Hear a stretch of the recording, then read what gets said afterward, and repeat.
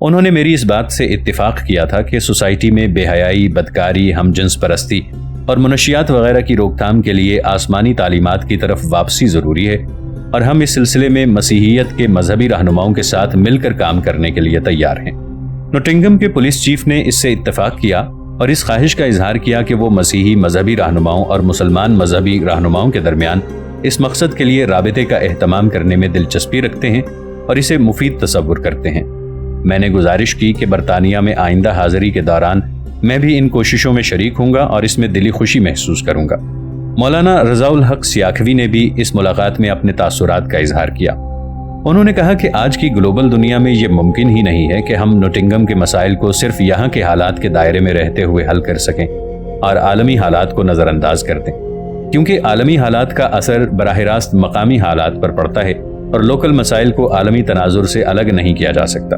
اس کے لیے مذہبی رہنماؤں، کمیونٹی لیڈرز اور انتظامیہ کے ساتھ ساتھ عوامی نمائندوں اور سیاسی قیادت کو بھی شریک کرنا ضروری ہے، تاکہ سب مل جل کر جذبات اور رد عمل کو قابو میں رکھنے اور انہیں درست رخ پر رکھنے کے لیے کردار ادا کر سکیں۔ انہوں نے کہا کہ اس سلسلے میں اظہار رائے پر پابندی لگانے اور جذبات کو دبانے کی پالیسی درست نہیں ہوگی، جیسا کہ سننے میں آ رہا ہے کہ برطانوی حکومت اس قسم کی پابندیوں کے بارے میں سوچ رہی ہے، کیونکہ کسی مسئلے پر فطری طور پر پیدا ہونے والے جذبات اور رد عمل کو اگر بزور روکا جائے تو وہ غلط راستہ اختیار کریں گے اور اس سے مسائل پیدا ہوں گے۔ اس لیے افہام و تفہیم کے ساتھ ہی ان مسائل کے حل کا راستہ نکالا جا سکتا ہے۔ جامعہ حفصہ اور لال مسجد کا سانحہ، 1 اگست 2007۔ جامعہ حفصہ اور لال مسجد اسلام آباد کے خلاف سرکاری فورسز کے مسلح آپریشن نے پورے ملک کو دہلا کر رکھ دیا ہے۔ ایک عرصے سے مختلف حلقوں کی طرف سے یہ کوشش کی جا رہی تھی کہ کسی طرح یہ تصادم رک جائے اور خونریزی کا وہ المناک منظر قوم کو نہ دیکھنا پڑے جس نے ملک کے ہر فرد کو رنج و صدمے کی تصویر بنا دیا ہے۔ لیکن جو ہونا تھا وہ ہوا، بہت برا ہوا اور بہت برے طریقے سے ہوا۔ اس سے کچھ لوگوں کو ضرور تسکین حاصل ہوئی ہوگی جو حکومت کی رٹ بحال کرنے کے ساتھ ساتھ دہشت اور رعب و دبدبہ مسلط کرنا بھی ضروری سمجھ بیٹھے تھے، اور ان کا خیال تھا کہ طاقت اور اسلحے کا بے دریغ استعمال کیے بغیر اور آگ اور خون کا کھیل کھیلے بغیر شاید حکومت کی رٹ کا وقار قائم نہیں رہے گا۔ چند افراد ضرور ایسے ہوں گے، لیکن بحیثیت مجموعی پوری قوم غمزدہ ہے، افسردہ ہے، مضطرب اور بے چین ہے کہ بہت سے بے گناہوں کے لاشیں تڑپے ہیں، بچوں اور عورتوں کا خون بہا ہے، اور یہ سب کچھ اللہ کے گھر میں ہوا ہے اور ایک دینی درسگاہ میں ہوا ہے۔ انا للہ و انا الیہ راجعون۔ ایک سرکاری چلڈرن لائبریری پر جامعہ حفصہ کی طالبات کے قبضے کے ساتھ جب اس تنازع کا آغاز ہوا تھا اور اس کے بعد ایک مبینہ قہبہ خانے اور پھر مساج پارلر کے خلاف کارروائی نے اس معاملے کو آگے بڑھایا تھا، تو ہم نے اسی وقت یہ عرض کر دیا تھا کہ ایک مسلمان ملک کے اندر حکومت وقت کے خلاف اس قسم کے تصادم کے ماحول اور قانون کو ہاتھ میں لینے کی حمایت نہیں کی جا سکتی، اور مقاصد کتنے ہی نیک اور اچھے کیوں نہ ہوں، ان کے لیے اس طرز کی جدوجہد کو سند جواز فراہم نہیں کی جا سکتی۔ اس پر ملک بھر کے جمہور علماء کرام کا کم و بیش اجماع منعقد ہو گیا تھا، مگر اس کی پرواہ کیے بغیر معاملات کو اسی رخ پر آگے بڑھانے کا سلسلہ جاری رہا۔ دوسری طرف ملک کی سنجیدہ دینی قیادت نے حکومت پر مسلسل زور دیا کہ وہ طاقت کے استعمال سے گریز کرے، جائز مطالبات منظور کرنے کی طرف توجہ دے، ان اسباب و عوامل کو دور کرنے کی کوشش کرے جن کے رد عمل میں شدت کی یہ صورت سامنے آئی ہے، اور مذاکرات کے ذریعے سے مسئلے کو حل کرنے کا راستہ نکالے۔ لیکن حکومت نے بھی اس کے لیے سنجیدگی کا مظاہرہ نہیں کیا، اور اس کی غیر سنجیدگی کا اندازہ اس بات سے کیا جا سکتا ہے کہ اس نے ان جائز مطالبات میں سے کسی ایک کو بھی قابل اعتنا نہیں سمجھا جن کی بنیاد پر لال مسجد اور جامعہ حفصہ کی انتظامیہ شدت کی اس انتہا تک جا پہنچی تھی۔ ہمیں اس بات سے اتفاق ہے کہ اگر حکومت اسلامی نظام کے نفاذ، اسلام آباد میں گرائی جانے والی مساجد کو دوبارہ تعمیر کرنے، حدود شرعیہ میں کی گئی ترامیم پر نظر ثانی اور فحاشی کے مبینہ مراکز کو بند کرنے میں سے کسی ایک مسئلے کی طرف بھی سنجیدگی سے متوجہ ہو جاتی، تو اس سلسلے میں لال مسجد اور جامعہ حفصہ کی انتظامیہ کے رویے میں پائی جانے والی شدت کو کم کیا جا سکتا تھا۔ اور ہم لال مسجد کے خطیب مولانا عبدالعزیز کی اس بات سے بھی متفق ہیں جس میں انہوں نے کہا تھا کہ ہمارے طریقہ کار سے اختلاف کرنے والے ان جائز مطالبات کے لیے صحیح طریقہ کار سے جدوجہد کیوں نہیں کرتے۔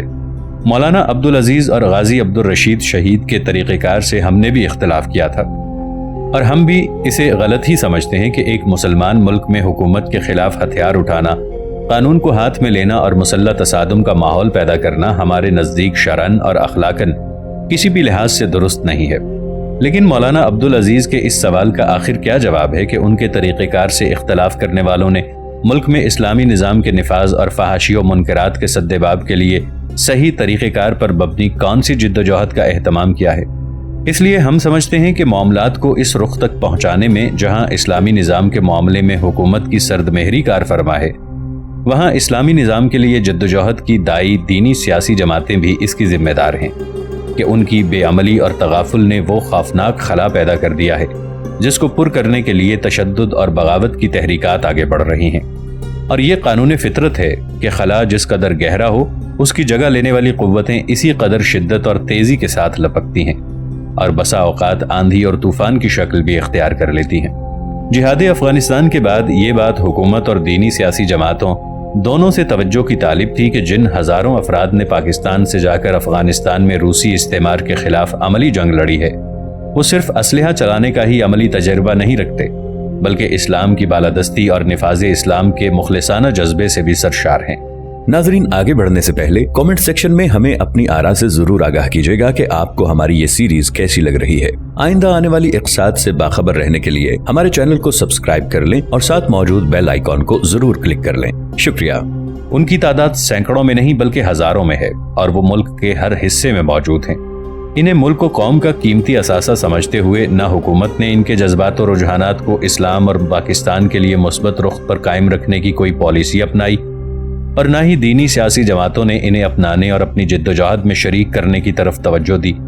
بلکہ انہیں اپنا حریف اور اپنے لیے خطرہ تصور کیا گیا اور انہیں ان کے حال پر چھوڑ دیا گیا۔ اس کے ساتھ ہی ان کے لیے جو نیا ماحول کھڑا کیا گیا وہ ان کی کردار کشی، توہین، طنز و استہزاء اور تحقیر و حوصلہ شکنی سے عبارت تھا۔ پھر اس فضا میں ان کے سامنے افغانستان میں امریکی فوجیں اتریں، طالبان کی حکومت کو قوت کے ساتھ تہس نہس کر دیا گیا اور پاکستان میں دینی شاعر اور اسلامی روایات و اقدار کو پامال کرنے کی پالیسیاں آگے بڑھنے لگیں تو ان کا غصہ اور نفرت اپنی انتہا کو پہنچ گئے، اور وہی غصہ اور نفرت مجتمع ہو کر لال مسجد اور جامعہ حفصہ میں حکمرانوں کے خلاف صف آرا ہو گئے۔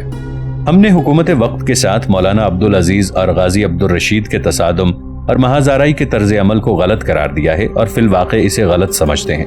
اور ہمیں اس بات کا بھی شدید دکھ ہے کہ ان بھائیوں نے حکومت کے ساتھ ساتھ خود اپنی دینی و علمی قیادت سے بھی بغاوت کی اور ان کی مشاورت و ہدایات کو قبول نہ کیا۔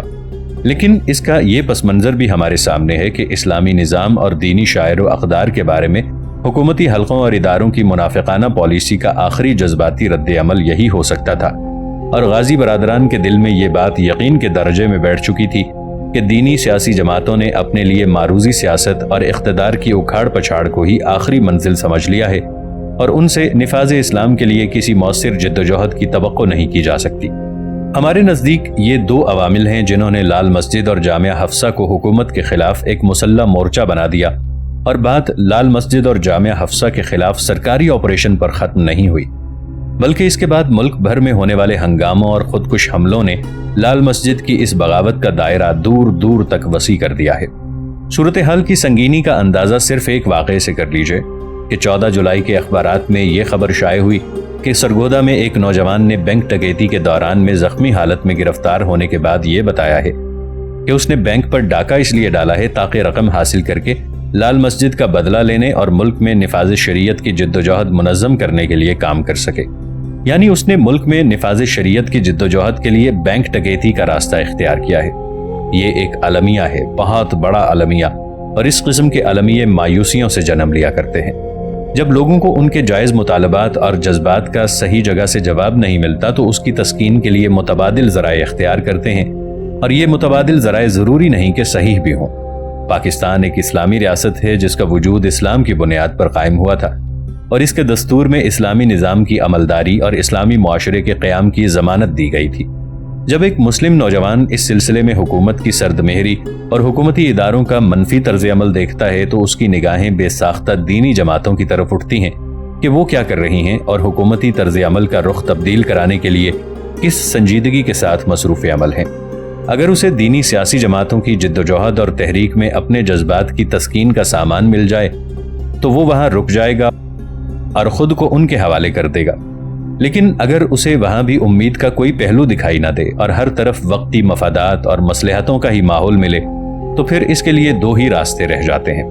ایک یہ کہ خاموش ہو کر بیٹھ جائے اور اسلام کی بالادستی اور فحاشی و بے حیائی سے معاشرے کو پاک کرنے کا خیال اپنے ذہن سے نکال دے، اور یا پھر اس کے لیے اپنا راستہ خود نکالے اور جو کچھ وہ اس کے لیے کر سکتا ہے اس کی منصوبہ بندی کرے۔ ہم سمجھتے ہیں کہ جہاد افغانستان میں حصہ لینے والے ہزاروں نوجوان جو نفاذ اسلام کے مخلصانہ جذبے سے بہرور ہیں اور اسلحے کی ٹریننگ بھی رکھتے ہیں، گزشتہ ایک عشرے کے دوران میں اسی تجربے سے گزرے ہیں اور اب وہ اس تجربے کے آخری مرحلے میں ہیں، جس کی ایک جھلک لال مسجد میں پوری قوم نے دیکھ لی ہے۔ اور اگر حکومت اور دینی جماعتوں نے اب بھی اس مسئلے کو سنجیدگی کے ساتھ نہ لیا اور ان مخلص اور پرجوش نوجوانوں کے جذبات کو مثبت رخ دینے کی کوئی معقول کوشش نہ کی، تو لال مسجد اس قضیے کی انتہا نہیں ہوگی بلکہ خدا نخواستہ ابتدا ثابت ہو سکتی ہے۔ لال مسجد اور جامعہ حفصہ کے تنازع میں اپنی جانوں کا نذرانہ دینے والے شہداء کے لیے ہم دعا گو ہیں کہ اللہ رب العزت انہیں جوار رحمت میں جگہ دیں۔ ہمیں سرکاری فورسز کے ان نوجوانوں سے بھی گہری ہمدردی ہے جنہوں نے اپنی جانیں پیش کیں، وہ ڈیوٹی پر تھے اور فرائض سر انجام دے رہے تھے۔ ہماری دعا ہے کہ اللہ رب العزت تمام شہداء کو جوار رحمت میں جگہ دیں، زخمیوں کو صحت عطا فرمائیں، پسماندگان کو صبر جمیل سے نوازیں، اور ہم سب کو بحیثیت قوم اس سانحے سے سبق حاصل کرتے ہوئے اپنی غلطیوں کی اصلاح کے ساتھ ملک و قوم کے مستقبل کی بہتر صورت گری کی توفیق دیں، آمین۔ آج کے فریڈم فائٹرز دہشت گرد کیوں؟ 16 ستمبر 2007۔ مجیب بھائی نے ہمیں بتایا کہ بوسٹن سے 50 میل کے فاصلے پر ایک پرانے گاؤں کو پرانے طرز زندگی کی نشانی کے طور پر محفوظ رکھا گیا ہے جو دیکھنے کی چیز ہے۔ وہ ہمیں وہاں لے گئے۔ میرے ساتھ مفتی اکرام الحق جوہری اور حافظ شہباز احمد بھی تھے۔ سٹور برج نام کے اس پرانے گاؤں کو اصلی حالت میں محفوظ رکھ کر اسے میوزیم بنا دیا گیا ہے۔ $20 فی کس داخلہ فیس ہے۔ ہم نے تقریباً 1 گھنٹہ وہاں گزارا۔ گھوڑوں کا استبل، لوہار کی دکان، کھیتی باڑی کے پرانے آلات، مرغیوں کا ڈربہ، پرانی گھوڑا گاڑی، دستی نلکا، ایک زمیندار کا مکان اور چند دوسرے مناظر دیکھے۔ چند عورتیں پرانے لباس میں کام کاج میں مصروف تھیں۔ پورا جسم لباس میں ڈھکا ہوا اور سر پر بھی بڑا سا ہیٹ پہن رکھا تھا۔ ایک جگہ چند عورتیں سوت رنگ رہی تھیں۔ ایک صاحب لوہے کے چھوٹے ڈبے بنا رہے تھے۔ غرض ہے کہ صرف پرانی اشیاء کو ہی محفوظ نہیں کیا گیا بلکہ پرانے لباس اور انداز کے ساتھ کام کرنے کا ماحول بھی بنایا ہوا ہے۔ بتایا گیا کہ یہ ماحول 1 صدی قبل کا تھا۔ اس دور کا ایک پرنٹنگ پریس بھی اپنی بلڈنگ اور متعلقہ سامان کے ساتھ موجود ہے، اور سڑکیں اور راستے بھی اسی کیفیت میں ہیں۔ روڈ آئلینڈ اور میساچیوسٹس کی ان ریاستوں میں 2 دن کا قیام خاصا مفید رہا اور بہت سی معلومات حاصل ہوئیں، مگر میرے لیے سب سے زیادہ دلچسپی کی بات یہ تھی کہ بوسٹن کو برطانوی استعمار کے خلاف امریکہ کی جنگ آزادی کا نقطۂ آغاز ہونے کا اعزاز حاصل ہے۔ بتایا جاتا ہے کہ یہ چائے کے کاروبار کا مرکز تھا۔ اس بندرگاہ پر چائے آتی تھی اور چائے کے کاروبار پر ٹیکس لگائے جانے پر احتجاج شروع ہوا تھا، جس نے آگے چل کر تحریک آزادی کی شکل اختیار کر لی۔ اس حوالے سے یہاں بوسٹن ٹی پارٹی کا نام لیا جاتا ہے، جس نے اس تحریک کو منظم کیا اور اسے آزادی کی جدوجہد بنا دیا۔ مجھے بسا اوقات بہت تعجب ہوتا ہے کہ دنیا کی بہت سی مسلح تحریکات آزادی کو دہشت گردی قرار دینے والے امریکی رہنماؤں کو برطانوی استعمار کے خلاف امریکہ کی مسلح جنگ آزادی کے وہ مراحل آخر کیسے بھول جاتے ہیں جن میں امریکہ کے فریڈم فائٹرز وہی کچھ کرتے رہے جو ان کے بقول آج کے دہشت گرد کر رہے ہیں۔ اگر اس زمانے میں دہشت گردی کے خلاف کوئی عالمی سطح پر جنگ ہوتی تو اس کا سب سے بڑا ہدف وہی قرار پاتے۔ افغانستان کے لیے دستوری طرز حکومت کی تجویز۔ 29 اکتوبر 2007۔ پاکستان میں حکومتی ڈھانچے اور دستوری نظام کی تشکیل اور قادیانیوں کی حیثیت طے کرنے کے بارے میں ملک کے تمام مکاتب فکر کے علماء کرام نے متفقہ طور پر جو فیصلے کیے وہ اسی رخ پر ہوئے ہیں جن کی طرف علامہ اقبال نے اشارہ کیا تھا۔ بلکہ ہم نے تو افغانستان میں طالبان کی امارت اسلامیہ قائم ہونے کے بعد وہاں بھی اس بات کے لیے کوشش کی ہے کہ کسی طرح وہاں دستوری حکومت کا کوئی راستہ نکل آئے۔ میں خود ایک دور میں قندھار گیا ہوں۔ امیر المؤمنین ملا محمد عمر سے ان کے دور اقتدار میں ملاقات کی ہے، اور اگرچہ ان سے براہ راست اس مسئلے پر بات نہیں ہو سکی لیکن ان کی شورا کے ذمہ دار حضرات سے میں نے بات کی۔ میں اپنے ساتھ قرارداد مقاصد، علماء کے باعث دستوری نکات اور جمعیت علماء اسلام پاکستان کا 1970 کا انتخابی منشور لے کر گیا تھا، اور میں نے انہیں اس بات پر آمادہ کرنے کی ہر ممکن کوشش کی کہ وہ علماء پاکستان کی طرح قرآن و سنت کی بالادستی کی شرط کے ساتھ عوامی نمائندگی اور دستوری حکومت کا اہتمام کریں کیونکہ آج کے دور میں کسی حکومت کے جواز کو عالمی سطح پر تسلیم کرانے کے لیے یہ ناگزیر تقاضے ہیں، اور چونکہ اس کا تعلق اجتہادی امور سے ہے اور حالات کے مطابق ایسے معاملات میں کوئی بھی مناسب فیصلہ کرنے کی گنجائش موجود ہوتی ہے، اس لیے انہیں اس مشورے پر ضرور غور کرنا چاہیے۔ مگر یہ ہماری بدقسمتی تھی یا حالات کا جبر تھا کہ معاملات کو اس رخ پر لانے کی کوئی کوشش کامیاب نہ ہو سکی۔ اس کے برعکس ہمارے ایک اور پڑوسی ملک ایران میں جب مذہبی قیادت برسر اقتدار آئی اور ابھی تک برسر اقتدار ہے، اس نے اپنے روایتی موقف کو جدید سیاسی تقاضوں کے سانچے میں ڈھالا، دستوری حکومت اور عوامی نمائندگی کا اہتمام کیا، اور باوجود کہ اہل تشیع کا امامت کا سسٹم اہل سنت کے خلافت کے سسٹم کی بنسبت زیادہ سخت اور تھیوکریسی کے زیادہ قریب ہے، انہوں نے بھی اسے ولایت فقیہ کے عنوان سے دستوری نظام کا حصہ بنا دیا، اس لیے وہ کامیابی کے ساتھ آگے بڑھ رہے ہیں۔ دستور کی حد تک پاکستان میں ہم نے بھی ایسا ہی کیا ہے، اور اگر پاکستان اور ایران کے دساتیر کا تقابلی مطالعہ کیا جائے تو ایک اسلامی حکومت کے بارے میں اہل سنت کے نقطہ نظر اور اہل تشیع کے نقطہ نظر کا فرق جدید دستوری زبان اور آج کی سیاسی اصطلاحات میں محسوس کیا جا سکتا ہے۔ البتہ ایران میں چونکہ حکومتی طبقات اور حکومتی نظام چلانے والے افراد اس کے مطابق تعلیم و تربیت بھی رکھتے ہیں، اس لیے انہیں اس کے مطابق ملک کا نظام چلانے میں کوئی دقت پیش نہیں آ رہی۔ مگر ہمارے ہاں مقتدر طبقات اور اسٹیبلشمنٹ پاکستان اور اس کے دستور کی نظریاتی بنیاد کے حوالے سے ابھی تک تذبذب اور گومگو کا شکار ہیں، بلکہ عوامی دباؤ کے تحت قبول کیے جانے والے اس دستور اور اس کی اسلامی دفعات سے کسی نہ کسی طرح پیچھا چھڑانے کے لیے ہاتھ پاؤں مارتے رہتے ہیں۔ اس لیے پاکستان کا دستور اور اس کی اسلامی دفعات قومی زندگی میں عملی پیش رفت کے مواقع سے ابھی تک محروم ہیں۔ سوال یہ ہے کہ یہ جو ہمارے ملک میں اسلام اور سوشلزم کی لڑائی کا دور رہا، اس کا اصل پس منظر کیا ہے؟ تو اس کا جواب ہے کہ اس لڑائی کا اصل پس منظر یہ ہے کہ ہمارے مغرب اور شمال کی طرف سوویت یونین ایک بڑی طاقت کے طور پر موجود تھا۔ کمیونسٹ چین بھی ہمسائے میں تھا، لیکن اس کے عزائم توسیع پسندانہ نہیں تھے، جبکہ سوویت یونین نے پہلے مشرقی یورپ میں اور پھر ادھر افغانستان کی طرف پھیلاؤ کی پالیسی اختیار کی۔ اس کے مقابلے میں مغرب کا ایجنڈا یہ تھا کہ یہاں سے کوئی ملک مذہب کی بنیاد پر سوویت یونین کے پھیلاؤ کی مزاحمت کرے۔ تو کیا مغرب والوں نے یہاں مذہب کے گہرے اثرات دیکھ کر کمیونزم کو روکنے کے لیے یہ پالیسی اپنائی تھی؟ تو اس کا جواب یہ ہے کہ مغرب والوں کی یہ سوچ تھی کہ اگر ایشیا میں کمیونزم کو کوئی روک سکتا ہے تو یہ مذہب ہی ہو سکتا ہے۔ حالانکہ ادبی حلقوں کے ذریعے سے وہ کمیونسٹ نظریات کے پھیلاؤ کے خلاف مہم اٹھائے ہوئے تھے۔ آپ کو معلوم ہوگا کہ آزادی سے پہلے یہاں ترقی پسند تحریک منظم ہوئی تھی اور وہ اشتراکی نظریات پھیلانے کا ایک بڑا ذریعہ بن گئی تھی۔ اہل مغرب کی اگر یہ اپروچ تھی کہ کمیونزم کو مذہب کے حوالے سے روکا جا سکتا ہے تو یہ ان کا ایجنڈا تھا، لیکن خود یہ ہماری بھی مجبوری تھی، اس لیے کہ روس نے وسط ایشیائی ریاستوں پر قبضہ کر رکھا تھا اور اب وہ افغانستان میں پاؤں جمانے کی کوشش کر رہا تھا۔ روس نے جو کچھ وہاں کے مسلمانوں اور اسلام کے ساتھ کیا تھا وہ ہم یہاں برپا ہوتے نہیں دیکھ سکتے تھے۔ اس طرح سے گویا سوشلزم کی مخالفت میں ہم ایک ہو گئے تھے۔ مغرب کا اپنا مفاد تھا، ہمارا اپنا مفاد تھا۔ ہم اس صورت سے دوچار نہیں ہونا چاہتے تھے جو صورت وسط ایشیائی ریاستوں پر روس کے غلبے کے بعد بنی تھی۔ یہ فکری محاذ ابتدا میں مولانا ابو الاعلیٰ مودودی رحمۃ اللہ علیہ نے سنبھالا تھا۔ جمعیت علماء اسلام والے غیر جانبدار تھے۔ جمعیت 1957 میں جمعیت علماء اسلام پاکستان کے نام سے دوبارہ باقاعدہ طور پر منظم ہوئی تھی۔ یہ دراصل جمعیت علماء اسلام ہند کی ہی ایک شکل تھی۔ آزادی سے پہلے ہم نے جنہیں نیشنلسٹ علماء کہا جاتا تھا، برطانوی استعمار کے خلاف آزادی کی جنگ لڑی تھی۔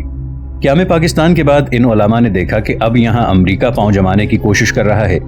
تو ان کی ترجیحات کچھ اس طرح تھیں کہ امریکہ روس سے کہیں زیادہ خطرناک ہے۔ اور روس اور امریکہ کو زیادہ خطرناک کیوں سمجھا گیا؟ یہ علماء امریکہ کو اس خطے میں برطانیہ کا جانشین سمجھتے تھے۔ انہوں نے برطانیہ کے خلاف 150 سال تک جنگ لڑی تھی، باقاعدہ مسلح جنگیں بھی لڑیں، قربانیاں دیں، گرفتاریاں دیں، تحریکیں برپا کیں۔ اور مصر کے جمال عبد الناصر سے ان کی قربت بھی اسی وجہ سے تھی کہ انہوں نے عالمی سطح پر امریکہ کو برطانیہ کا جانشین سمجھا۔ تب دو ہی امکانات تھے کہ امریکہ کی مدد سے روس کے ساتھ لڑائی لڑی جائے یا پھر روس کی مدد سے امریکہ کے ساتھ لڑائی لڑی جائے۔ لیکن میں اس حوالے سے مولانا مودودی کو کریڈٹ دیتا ہوں کہ انہوں نے کمیونزم کے خلاف ایک بھرپور فکری جنگ لڑی ہے۔ علماء ان کے ساتھ نہیں تھے،